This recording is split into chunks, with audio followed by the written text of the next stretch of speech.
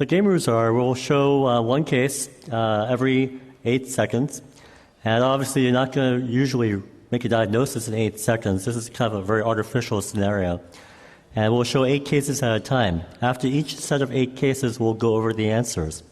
So if you flip ahead, obviously you'll get everything right. All the answers are in your syllabus.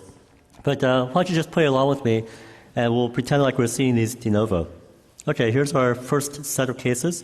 Set number 1, 8 cases, 8 seconds each. Case number 1.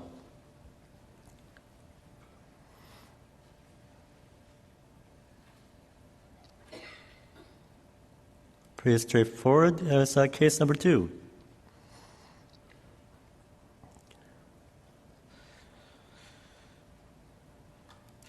Here's case number 3.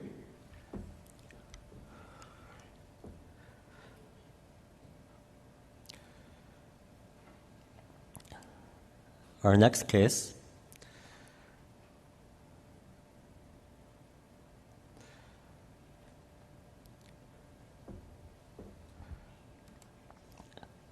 Case 5.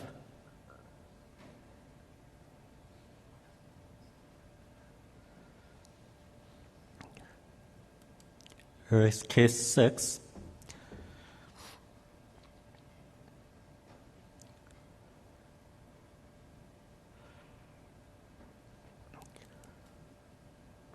Case 7. It looks familiar. Didn't we see that case already?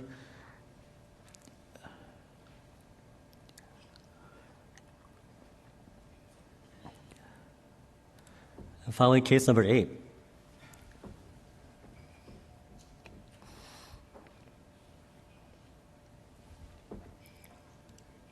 Okay, let's see how we did. Obviously, you can't get a comprehensive differential diagnosis in there, sort of shooting from the hip. But let's just test our reflexes and see how we did. Case number 1 is a barium study. We have an image with the patient prone. We have an image with the patient supine. The contrast is in the stomach fundus. But never did we ever see the antrum of the stomach fill out very well. It always seemed to have kind of a coned down, rigid appearance. And that suggests that there's an infiltrative process involving the antrum of the stomach. And when we see an infiltrative process, there's a differential. The very high on our differential will be a gastric cancer. So a linitis plastica, yes, but many things can cause it. Gastric antral carcinoma is very high on the differential. We have to get a ERC or an endoscopic evaluation and biopsy to make the diagnosis. It's important to figure this out because sometimes at endoscopy, it's a submucosal process. It might not be a gastric cancer, it could be lymphoma, and there won't be anything obvious on the mucosa. The gastroenterologist needs to biopsy anyway to make the diagnosis. So sometimes the diagnosis is entirely radiological. So again, the differential diagnosis for linitis plastica for metastases and gastric cancer, also Crohn's and other types of antritis or gastritis. In reality, we'll refer the patient to gastroenterology. Case number 2, why do we show a chest x-ray? Well, not much we can look for. We can look for a kind of an extended line of the esophagus, maybe a dilated esophagus. Here we see an absent stomach bubble. And once we give barium, we can see there's a bird's beak appearance of the distal esophagus. The esophagus is very dilated, much wider than a vertebral body, and very little contrast is going into the stomach. This is a case of achalasia or pseudoachalasia. And we have to differentiate that based on clinical findings and possibly endoscopy. Importantly, if the patient is not losing weight, that's a strong indication that it's a benign cause. Most people with benign achalasia can force food down using some maneuver, but patients with cancer in general are losing weight despite efforts to maintain weight. Endoscopy is certainly a reasonable way to go. Case number 3, we see calcified foci in the liver, some hypo-enhancing masses.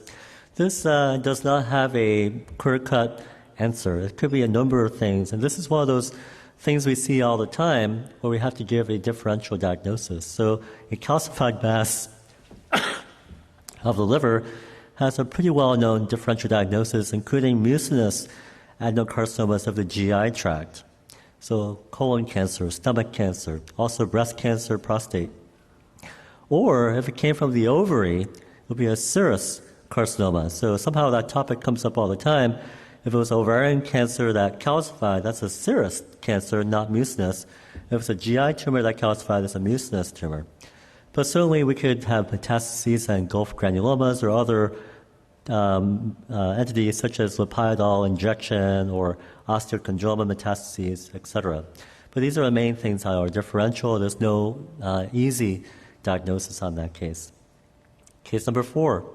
Well, we have massively dilated segments of colon, more involved in the sigmoid than the proximal colon. It has a coffee bean shape with a little cleft. It looks like a coffee bean. And that's pretty pathognomonic in an elderly patient for a sigmoid volvulus. So a sigmoid volvulus tends to have this appearance, and usually in older patients, they can be decompressed by a rectal tube, but it doesn't get decompressed very well by enemas. Case number 5, well, we have numerous irregular bile ducts of the common duct, intrahepatic duct, left ducts, right and left. We typically think of our small duct disease, sclerosing cholangitis number 1, maybe ischemia, possibly AIDS cholangitis, usual differential diagnosis. In my own hospital, it's usually sclerosing cholangitis. So this is a typical case of a sclerosing cholangitis, an inexorable disease that progresses to liver failure over a period of 4 to 10 years. How about this? Well, we have bone windows. We have a very tiny calcified spleen. It's really small, autoinfarction. And we also have little bone infarcts or little strike areas within the vertebral body. This is a typical case of a patient who's usually African American with sickle cell disease and splenic autoinfarction. So not too uncommon to see at CT. Case number 7. Wow, this case looked a lot like our sigmoid volvulus. But the sigmoid here looks like it's normal caliber, and there's just one big segment that kind of looks like a cecum in the upper abdomen. This is a typical appearance of a cecal volvulus. It tends to occur in younger patients. And again, this is not going to be reduced by a barium enema. This is not an infant, so usually requires surgical treatment or just decompression either with a scope or a very long tube. So cecal volvulus in a younger patient with a single displaced segment of very dilated colon in the upper abdomen. We can get secondary ileus in other segments with a cecal volvulus. And finally, we have case number 8 is the MRCP, normal caliber common bile duct, but the pancreatic duct is massive, it's huge. And we also see these irregular outpouchings off of the pancreatic duct. So 2 things should come to mind. One is this could be just a chronic pancreatitis with a dilated duct, and maybe we look for a stone for obstruction, or it could be an intraductal papillary mucinous tumor creating a lot of mucin. So it used to be thought that ERCP is the best way to diagnose chronic pancreatitis because we could see duct irregularity and outpouching. MRI can show those as well, but MRI is helpful to look for pancreatic atrophy and low T1 signal of the parenchyma itself. So either chronic pancreatitis or intraductal papillary mucinous tumor, we often mention those 2 together. Hard to tell apart sometimes. Okay, get ready. Here's a second set, and the technologists are bringing some more cases to you.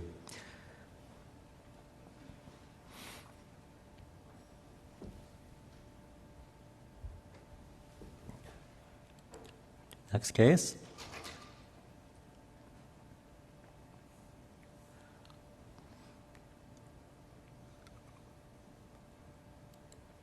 Case 11.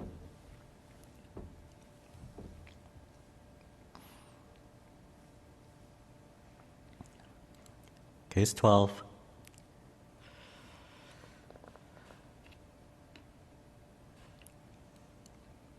Case 13. More fluoro.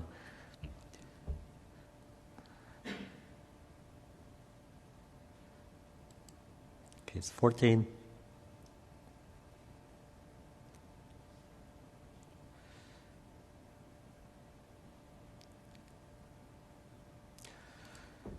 Case 15.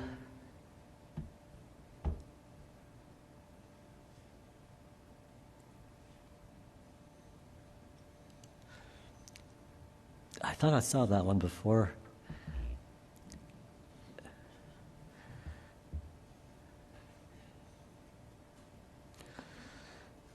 Okay, let's see how we did on second set. Typical meat and potatoes cases that we see.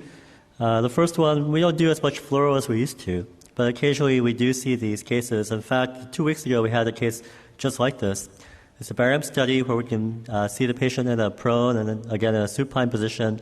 So contrast is in the fundus on the supine position and the antrum on the prone position. And we can see this outpouching of contrast material off of the lesser curvature, a large ulceration. This is a gastric ulcer. So the only question is that a benign ulcer or is that a malignant ulcer? In reality, we would send the patient to endoscopy, but because it's an artificial setting, we'll kind of postulate on whether it's benign or malignant. It's on a lesser curvature, and so it's less likely to be malignant. Also, it extends beyond the expected confines of where the stomach lumen would be. So it extends beyond. It doesn't have a mass effect with the ulceration in it. It's actually extended beyond where the bowel wall should be. And so those features make you think of a benign giant ulcer. In fact, this is a benign gastric ulcer. So again, benign versus malignant, lesser curvature for benign, less likely to be malignant. It projects beyond the contour of the stomach and may have radiating folds, whereas malignant ulcers will have a mass effect or a scurus effect on the bowel lumen, on the bowel wall. Will have a mass that protrudes into the lumen and heaped up borders, usually on a greater curvature. So this is a typical giant benign ulcer. Send the patient to endoscopy. This is pretty easy, in and outer phase, assuming that the outer phase has a shorter TE than the in phase. We can see that we know that we obtain the outer phase image because the fat and water on the outer phase image will have opposite signal and will cancel out. If we have fat in the same voxel as water, we lose signal in the liver diffusely on the outer phase image. And so there's quite a lot of fat in the liver, typical hepatic steatosis. In this case, it's a patient with liver steatosis, diffuse fatty liver. And there's increased concern about fatty liver now than it was 10 years ago. So we do like to report these routinely. So again, the outer phase image tends to have a shorter TE, which allows us to make this differentiation. How about this case? Well, we have an arterial phase, venous, and delayed phase. And on the arterial phase, the portal vein looks like there's some enhancement. But it's not really enhancing very well on the venous phase, where the portal vein should be enhancing. On delayed phase, the portal vein isn't as bright as all the other blood vessels. There's something wrong in there. There's a filling defect. In fact, if we look at the arterial phase, this isn't enhancing normally. There looks like there's blood vessels running parallel to the portal vein. Inside the portal vein, there's a tumor here that is hyperenhancing and washes out. This is a portal vein tumor thrombus. And when we see portal vein tumor thrombus, we think instinctively of hepatocellular carcinoma. There's a few other tumors that can produce portal vein thrombus, but HCC is a classic one in the liver that will cause tumor thrombus, and we have to put that very high on the differential. You might think about leiomyosarcomas or renal cells or adrenocortical carcinomas, but HCC, hepatocellular carcinoma, is very high on the differential. This is called the string and thread sign for portal vein thrombus. Case 12, well, there's some fat stranding in the bowel, and we can connect the rectum up to a piece of bowel, but then the rectum goes up to here, but then the bowel goes one way and another way. We should never have the bowel going two different ways. So this must be a connection between the colon and a segment of the sigmoid colon. So there's a fistula. And the question then is, why is there a fistula? Most common cause would be a diverticulitis. So of course, it could be some other cause. It could be a malignancy, it could be prior radiation therapy, prior surgery. But common things being common is probably a diverticulitis with a sigmoid to rectal fistula. And obviously we can give a broader differential if we have more history.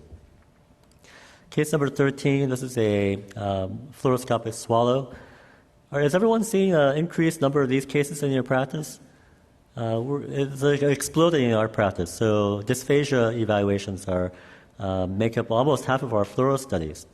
So here we can see the hypopharynx fill, and right here there's a very prominent cricopharyngeal bar. There's a band of muscle posterior to the upper portion of the esophagus, or a junction of the hypopharynx and the esophagus, that actually impinges on the lumen. And the patient actually had trouble getting contrast beyond it, which is the reason we see the hypopharynx very well. This is a case of cricopharyngeal hyperplasia, which can be associated with reflux. Most of the time it's associated with reflux, even if we don't see reflux on the other maneuvers. But it could also be due to cricopharyngeal achalasia. It can hypertrophy to the point that it's hard to get food down. In those cases, they can be treated with myotomies. So cricopharyngeal hypertrophy, when we see that, we think about reflux, and we report it even if we don't see reflux on the stress maneuvers.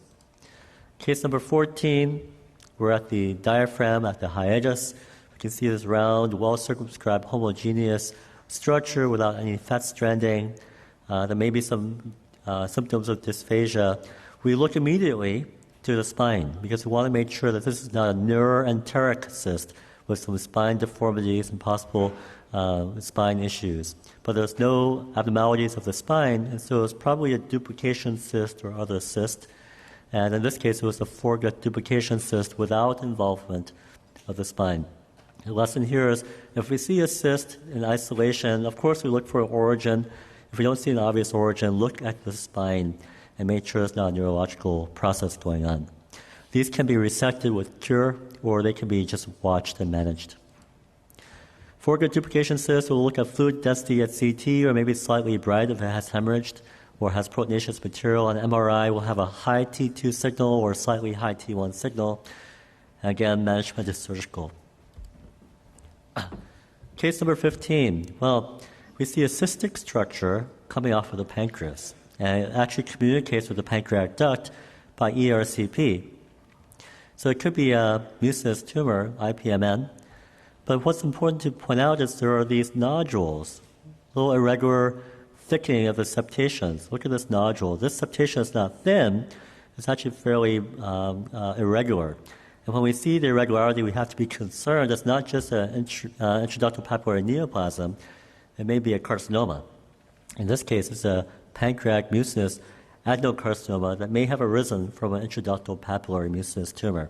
So look for these little nodules, look for irregular, thickened septations, and if they're big, have these irregularities, refer them to a surgeon.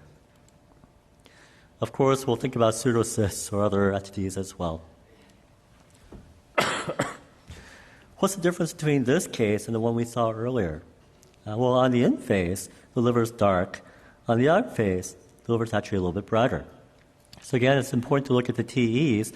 This is hemosiderosis. The TE for the in phase, the time to echo, is a little bit longer, so that allows iron to dephase and cause artifact, signal loss artifact, on the longer TE study. And so the in phase for hemosiderosis will have lower signal in the organ. It could be liver, spleen, it could be in a cyst in the pelvis. It'll have lower signal on a longer TE than on a shorter TE. So hemosiderosis is the opposite of fatty liver, where the liver will be brighter on the shorter TE outer phase study. Great. Let's move right along to our third set. This is the bonus round. So these are all going to be multiple choice questions. We'll go through these a little slower. What is the cause of gallbladder fundal thickening on this coronal T2-weighted MRI? This is the fundus. This is the gallbladder, and here's the fundus. And I'm talking about these little dots. Is this a cancer of the gallbladder? Are these small lymph nodes, which are bright on T2? Is it adenomyomatosis, or is it cholecystitis? And if you've been paying attention, it's adenomyomatosis. I'm sorry, what am I doing? Can I start over? Okay, case 18. I'll keep myself silent. I won't give the answers. What is the likely cause of the increase in liver density in a 73-year-old man? So these are 1 year apart. Is it amiodarone deposition, hemosiderosis, glycogen storage disease, or diffuse liver metastasis?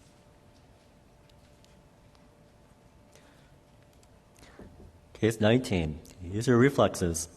Which CT finding carries the worst prognosis in this patient with pancreatitis? Is it the non-enhancement of the pancreatic tail? Is it the fat stranding around the pancreas? Or is it the thickening of the gastric antral wall? Or is it the presence of peripancreatic fluid collection? Which is the most ominous finding? Case 20. What is the likely cause for this bowel wall thickening in a 76-year-old man with arrhythmias? So we're talking about this thickening, hyperenhancing wall. Is this necrotizing enterocolitis? Is it pseudomembranous colitis? Is it lymphoma? Or is it mural hematoma? Case 21. What is an appropriate treatment for a 65-year-old with dysphagia? And this finding at esophagram. We talk about these irregular filling defects for a long segment. Is this because of prior esophageal, or should we treat this patient with esophageal balloon dilatation? Should we treat him with biofeedback therapy, such as for dysphagia? Should we refer him to an oncologist? Or does he need a dose of fluconazole? Okay, case 22. Why is infarction of the liver unusual in general? Why don't we see that many liver infarcts? Is it because the liver has a dual blood supply? Is it because the liver regenerates so quickly? Or is it that hepatocytes really don't require very much blood at all? Or is it that liver revascularization occurs so quickly, it occurs within a day? What do you think?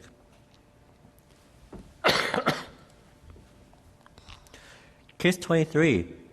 A double duct sign, which is a dilatation of the common bile duct and the pancreatic duct, suggests what diagnosis? Is it chronic pancreatitis of the pancreatic head? Is it a distal common bile duct stone? Is it a common channel of the pancreatic and bile duct? Or is it cancer involving the distal duct? Finally, which of the following is a possible cause for this small bowel appearance? And this is a segment of small bowel. Here's another one. There's another one. It's very thick-walled, and wow, that mucosa is really bright. Is this a typical appearance of shock bowel? Or is this a lymphoma infiltration? Or is this an intramural hematoma?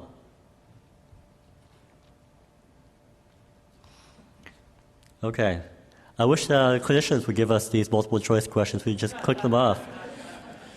Let's see how we did. The first one, sorry, I got too excited. This is adenomyomatosis. We don't follow these patients up. Typical string of pearls appearance, little dots, dilated Rotokenschi-Aschoff sinuses. It's funny, the pathologists don't even mention them on cases. We had to ask them to go back to confirm that there was adenomyomatosis. It's so common, 7% of people. What's the cause of this increased density? It only happened within a year. So we are concerned about hemosiderosis, but wow, that was a pretty rapid increased density.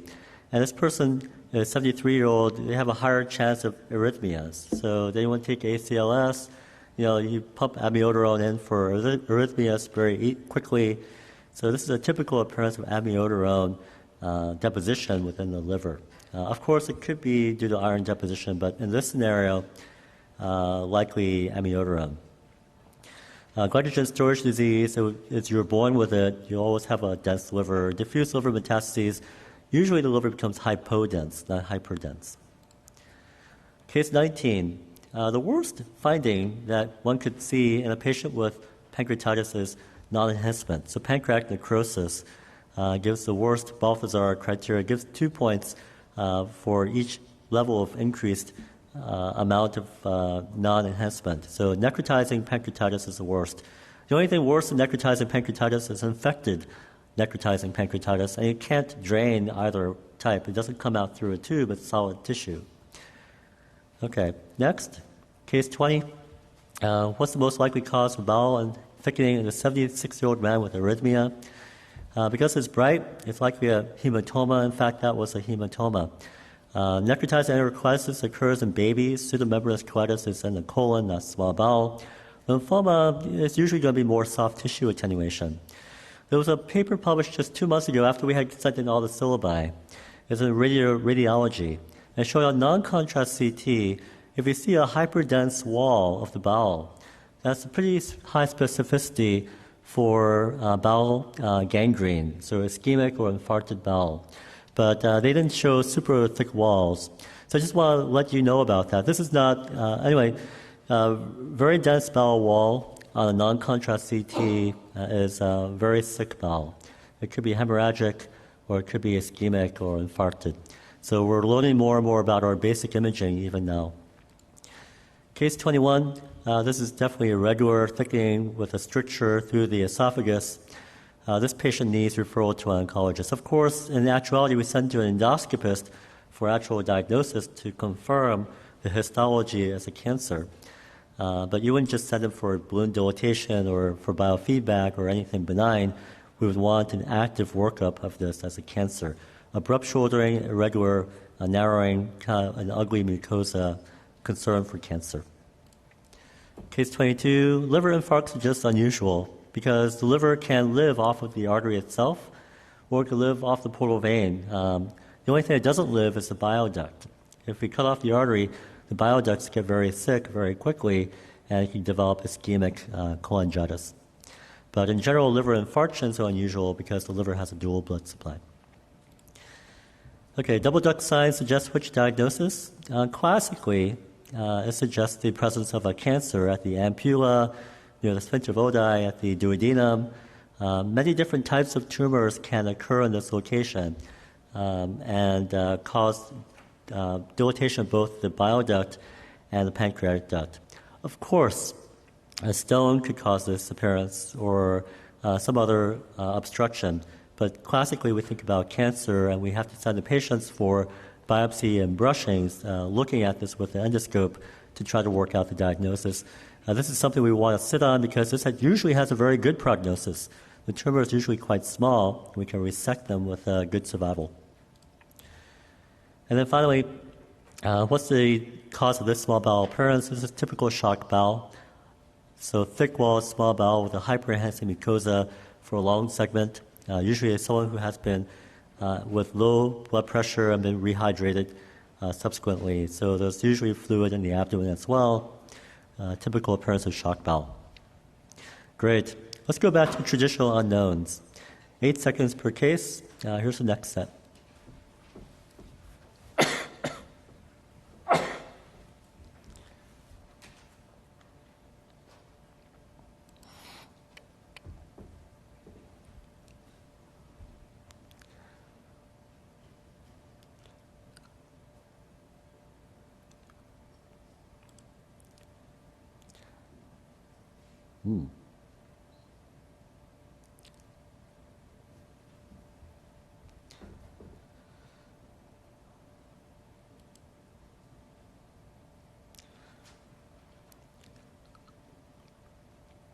Just focus on this area.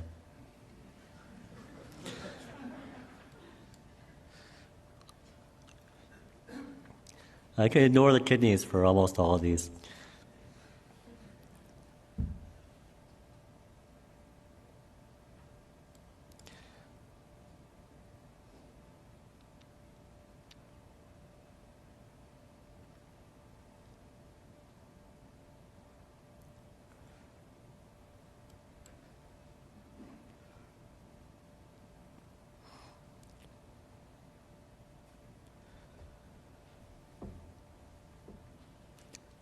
Okay, one more.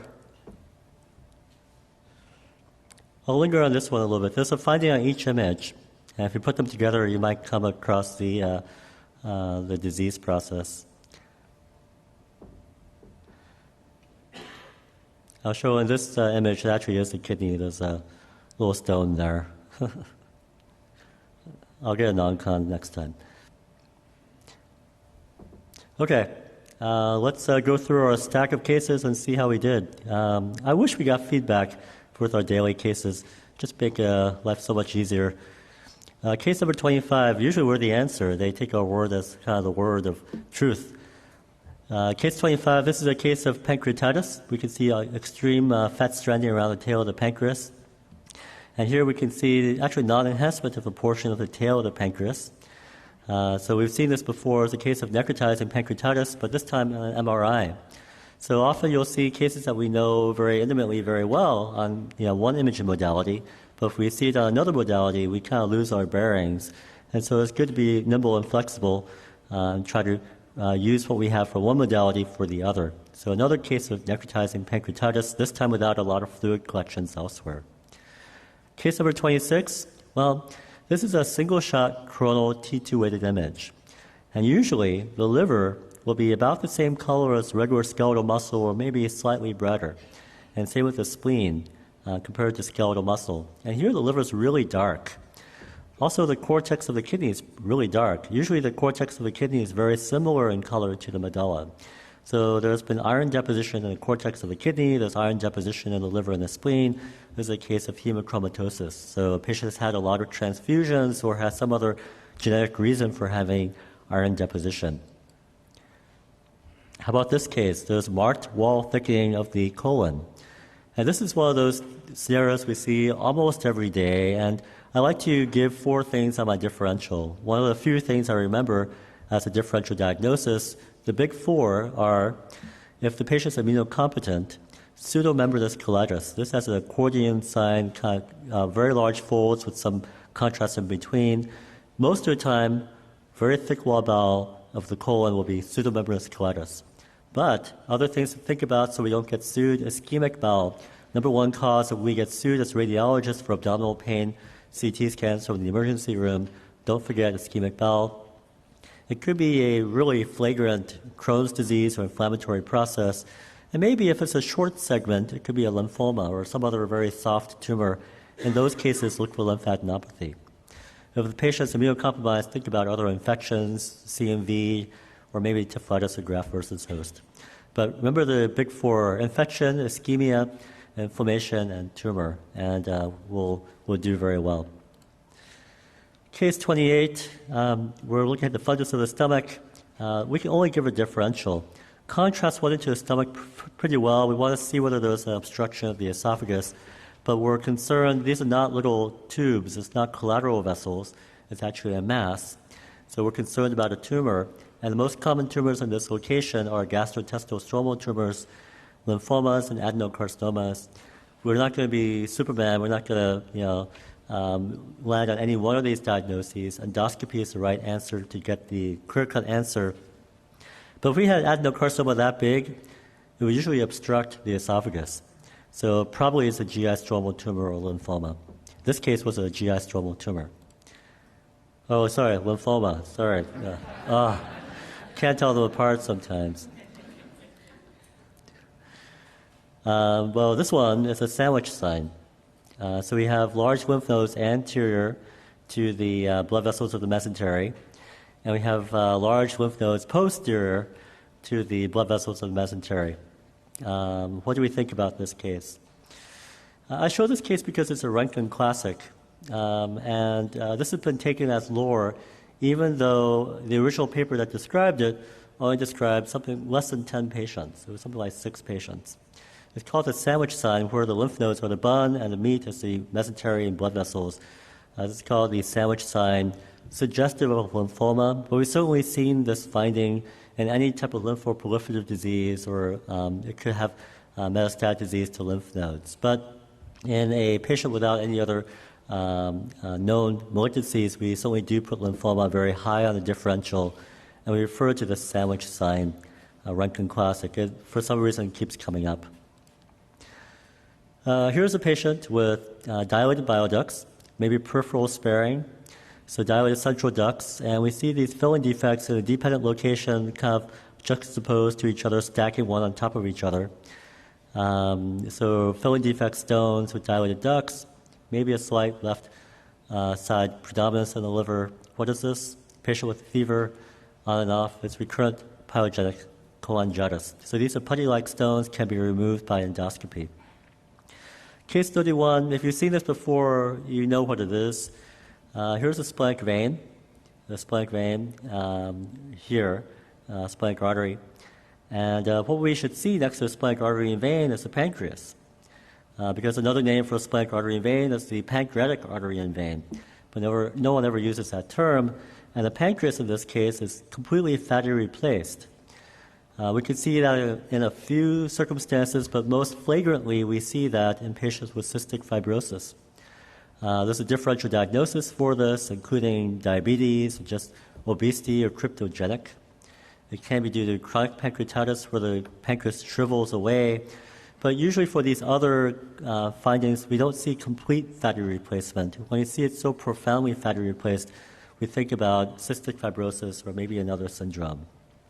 So in America, almost always cystic fibrosis. So this is a case of a patient with a kidney stone, gallstone, thick wall bowel, and fused SI joints. So what can cause stones in gallbladder in the kidneys and bowel wall thickening, fused SI joints? Very few things. Try to pull it together as Crohn's disease. So Crohn's disease, the patients can't absorb fat very well, and therefore we hyperabsorb oxalate. And where there's oxalate, we hyperabsorb calcium in our bowel. And so we end up with more oxalate stones in the kidney and even in the gallbladder. And for some reason, we also get SI joint fusion. So Crohn's disease is a systemic disease. Okay, so let's move on to our last set. Fifth set, case number 33.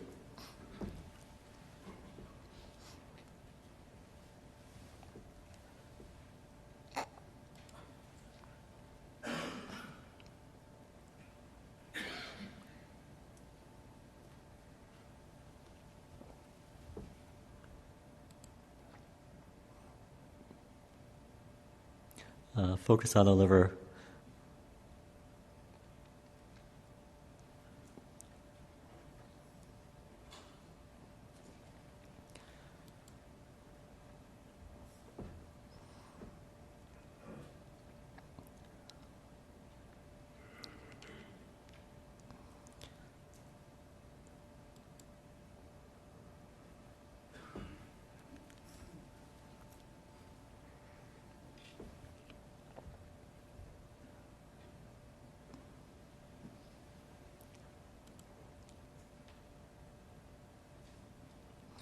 So we're looking at this structure here, and it covers multiple segments of the CT scan.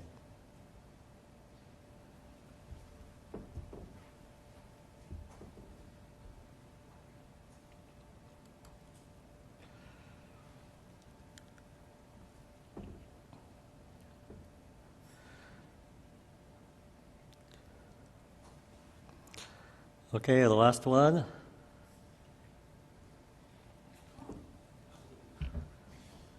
Remember, it's a GI section.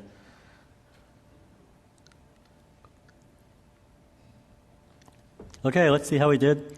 You got to make a report regardless, right? You can't just leave it on the deck. Let's go through them. So the first case, what we see is we see these really, really dense blood vessels along the abdominal wall, outside the liver, and the inferior vena cava is massive. In fact, the inferior vena cava is enhancing even more brightly than the artery, the celiac artery. So what's happening in this case? Why are there so many blood vessels here? If we see this, it could be that the patient had a leg injection, but it usually wouldn't cause the IVC to be this big. And so we have to postulate that the patient was injected on this side in his right arm, and somehow the blood going to the heart was blocked at the arm. It could be a superior vena cava obstruction, it could be a right subclavian vein obstruction, but there's a thrombosis or a tumor or some other cause up in the chest that's blocking the blood return. And so all the blood is coming down the chest wall into the abdomen and going into the leg and coming back up the IVC and causing massive dilatation of the inferior vena cava. Sometimes we'll see hyperenhancement of the liver through the vein of Sappi. So when we see this, you got to look through and see if anyone has ever worked up the chest. We've had a couple of cases where we've called the first time lung cancer based on a CT scan of the abdomen. So SVC or central vein obstruction. It's a useful thing to remember. This is a case where we have an arterial phase exam and a venous phase exam. This is a tumor that's hyperenhancing, multiple tumors that are hyperenhancing on the arterial phase and are washing out on the venous phase. It's darker in color compared to surrounding liver. So what's the diagnosis here? There's no one differential. You just have to there's no one diagnosis, but you have to look at the patient demographics. If the patient has any risk factors for hepatocellular carcinoma, in this case it's not cirrhotic. If he has hepatitis B, we have to think about HCC, hepatocellular carcinoma. But if the patient doesn't have any risk factors for hepatocellular carcinoma, probably these are metastases. And there are only a handful of hypervascular metastases that can occur in the liver. And They have a useful mnemonic, which I don't really like.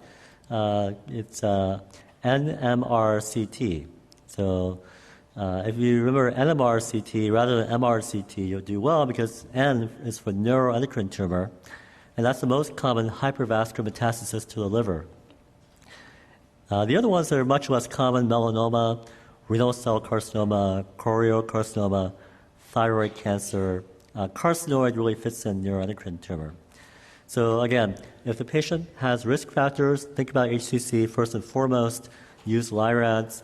If the patient doesn't have risk factors, don't use LIRADS. It was never geared towards a patient without risk factors. And think about the typical tumors. For these tumors, we tend to get an arterial phase when we stage the patient or follow them for their treatments. Case 35, this is a T2-weighted MR sequence. You can see a very bright lesion in the liver, and it has a clefted border, and it doesn't really have a pseudocapsule. On the arterial phase image, we can see a little bit of peripheral nodular enhancement, maybe flame-shaped enhancement with centripetal fill-in, and the color of the enhancement is similar to that of other blood vessels. There's a clefted appearance, again, without a pseudocapsule, with no hypodense capsule or hyperdense capsule around this lesion. So these are all benign features that go with hemangiomas. So once you start to have capsule, you start to worry about other entities, but this is a very typical hemangioma, in particular being so bright on a T2-weighted sequence. So we don't follow these patients up at all.